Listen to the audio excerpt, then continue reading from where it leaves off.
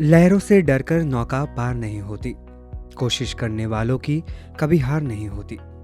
હરિવંશરાય બચ્ચનના આ શબ્દો ભારતીય સેનાના લેફ્ટનન્ટ કર્નલ દ્વારકેશ ખરા અર્થમાં સાર્થક કરી રહ્યા છે. પુણેના સ્ટેશન હેડક્વાર્ટરમાં તૈનાત દ્વારકેશ જોઈ નથી શકતા. તેઓ જણાવે છે કે એક દિવસ તેઓ ગંભીર રીતે ઘાયલ થયા. જ્યારે તેઓ ઉઠ્યા ત્યારે હોસ્પિટલમાં હતા અને આંખો પર પટ્ટી બાંધેલી હતી. While I was in the hospital,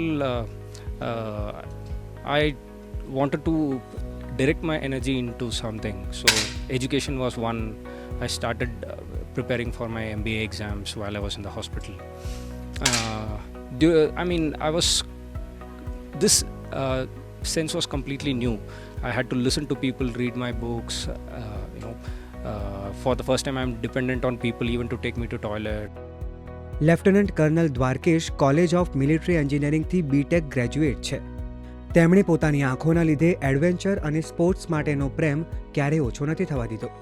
2021માં તેમણે સિયાચીન અભિયાનમાં ભાગ લીધો અને પુણેમાં આર્મી પેરાલિમ્પિક નોડમાં પોતાનું નામ નોંધાવ્યું. અહીં સ્વિમિંગ અને શૂટિંગ માટેના પ્રેમના લીધે તેમને રાષ્ટ્રીય સ્તરે ઓળખ મળી. I've been a sportsman right from my teenage. I played basketball for my state when I was 14. So I understand what sports can do to a person's character, how it shapes an individual's outlook towards life. But the difference between mid-30s and teenage is that now you become sharp.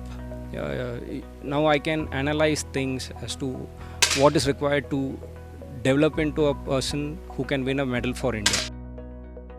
હાલમાં તેઓ Olympian અંજલિ ભાગવતના guidance હેઠળ પોતાની shooting સ્કિલ્સને વધુ સારી બનાવી રહ્યા છે.